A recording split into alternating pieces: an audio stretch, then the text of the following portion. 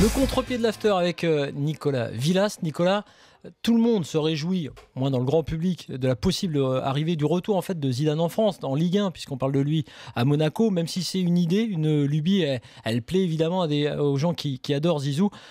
Mais toi, tu n'es pas pour le retour de Zizou à Monaco. Disons que je me demande si c'est pas finalement plutôt une fausse bonne idée. Alors déjà parce que tu le disais, je sais pas si c'est une lubie, mais en tout cas tout le monde le veut et le voit là-bas déjà. Tu sais, ça rappelle un petit peu Laurent Blanc en l'équipe de France. Et puis on se souvient de la pression qu'il avait eue et surtout des résultats qu'il avait eu à l'époque.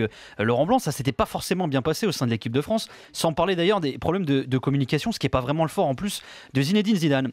En plus, ce serait le premier pari pour Zinedine Zidane et ce serait pour le coup un vrai cadeau empoisonné. Il serait obligé de faire mieux que Ranieri, qui vient quand même de faire monter Monaco en Ligue 1, qui a terminé deuxième, on l'avait dit tout à l'heure, sans Falcao pendant de nombreux mois. Et puis la saison prochaine, il se pourrait bien que le PSG soit encore plus fort. Alors faire mieux que Monaco cette saison, ça risque de pas être très évident. Et puis en plus, le fameux Ribot justement, il fait un peu flipper quand même. Il allait chercher Ranieri, il lui a fixé des objectifs Ribot, qu'il a c'est remplis. Ribot Lovelev, hein. Voilà, le président de Monaco. C'est plus facile à dire, hein, Ribot. C'est ton pote surtout, j'ai l'impression. Voilà, effectivement, j'aimerais bien. Ceci dit, j'aimerais bien, je serais pas là. Et c'est vrai qu'il lui a filé des objectifs qu'il a remplis avec brio finalement, Ranieri. Et puis il a quand même envie de le dégager.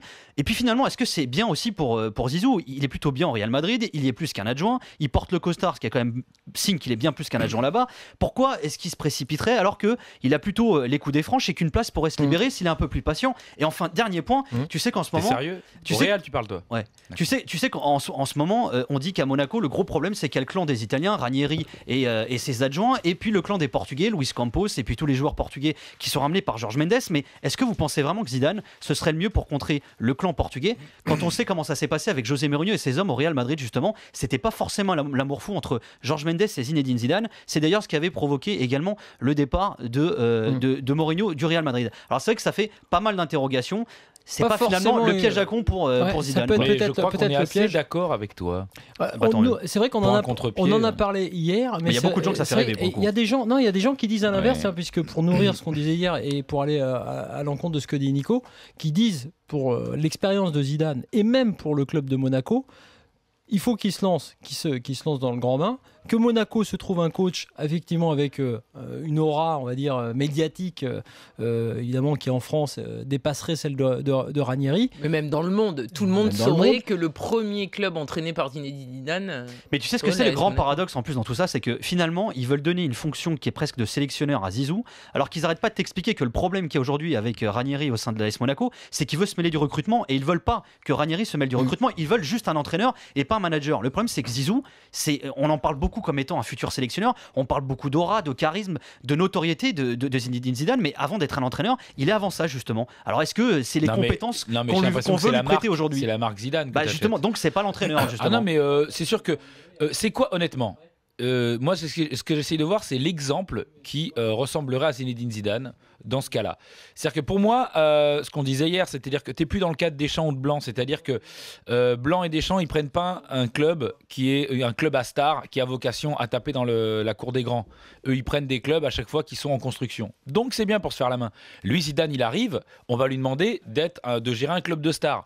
Qu'est-ce que tu as comme exemple? À son niveau, tu as Guardiola. Mais Guardiola, il est allé dans un club où tout était construit autour de tout ce qu'il connaissait. La différence, c'est qu'il a dit, il a grandi. Pas commencé avec l'équipe numéro 1. C'est-à-dire qu'il arrive, c'est chez lui. Voilà. Donc en fait, finalement, des exemples comme Zidane, il n'y en a pas. Exactement. Donc en fait, à part le casse-pipe, qu'est-ce que tu peux lui voir arriver à part.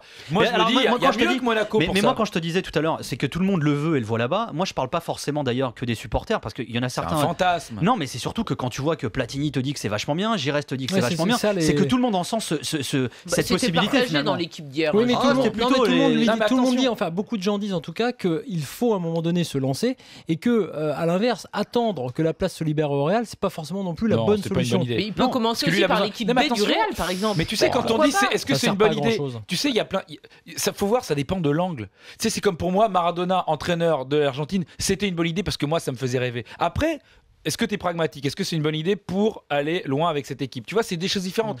Est-ce que c'est bien pour le foot que Zidane entraîne Monaco? Peut-être. Est-ce que c'est bien pour Monaco et le président de Monaco dans son projet? Est-ce que c'est bien pour Zidane? Est-ce que c'est bien pour Zidane? Pour moi, c'est pas forcément aussi simple que c'est bien ou pas pas la bien. même réponse selon l'angle où tu te places. Mais effectivement, pour Monaco, en tout cas, on voit bien. Moi, ça me ferait rêver. Mais moi, on s'en fout. Voilà. Non, mais ça fait rêver effectivement un petit peu tout le monde. Mais en tout cas, après, ça dépend aussi des moyens, c'est-à-dire, comme tu le disais, du rôle qu'il a.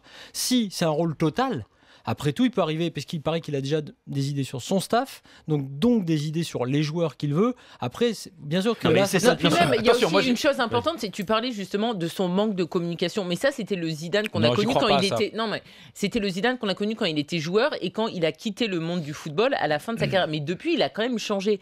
Depuis quelques mois, il donne beaucoup d'interviews. Il parle de jeu et notamment, il y avait une interview qui était très intéressante où il disait qu'il était allé voir comment Christian Gourcuff travaillait à Lorient et lui, il disait, évidemment, je respecte le travail de Christian Gourcuff, sauf que moi, j'ai vraiment envie d'avoir une relation proche avec les joueurs que j'entraînerai et d'être plus dans l'échange, comme Carlo Ancelotti est avec ses joueurs, alors que j'ai trouvé que Gourcuff mettait une distance avec ses joueurs qui, moi, ne me convient pas. Hein. C'est quand même pas mal. Et je trouve qu'il a évolué et maintenant, tu n'as qu'une envie, c'est de le voir sur un terrain en tant qu'entraîneur, parce qu'il y a 10 ans, il n'avait pas envie d'être entraîneur. Maintenant, il a envie. T'as vu le reportage sur lui, c'est intéressant. Tu vois pas un mec qui va à tâtons. Tu vois un mec qui sait ce qu'il veut. Honnêtement, moi, j'ai été étonné. Mais alors, moi, j'en reviens à ce qu'on disait tout à l'heure. Moi, ce que je trouve de plus paradoxal, c'est justement ça. C'est que quand tu vois ce fameux reportage, tu vois qu'il se forme pour être bien plus qu'un entraîneur. Ce qui est quand même curieux, c'est qu'aujourd'hui, Monaco t'explique que le problème avec Ranieri, c'est qu'il veut se mêler du recrutement. Or, on sait que. Pas que ça. Non, attends. On sait que Luis Campos a été placé là parce que justement, c'est lui qui va superviser les joueurs. C'est lui qui cible un petit peu les recrues. C'est exactement ce qu'il faisait déjà à peu près au Real Madrid. Si Zidane vient, il vient avec un rôle. Mais c'est surtout qu'il va retrouver les problèmes. Il va retrouver les problèmes qu'il avait au Real avec le clan Mourinho. Nico, tu crois vraiment que si à la place de Ranieri, c'est Ancelotti avec le palmarès qu'il a, ou Capello, ou est-ce que tu crois que les mecs ils sont aussi tatillons? Moi, je crois que c'est malheureusement pour Ranieri, il paye son CV avec son manque de titres.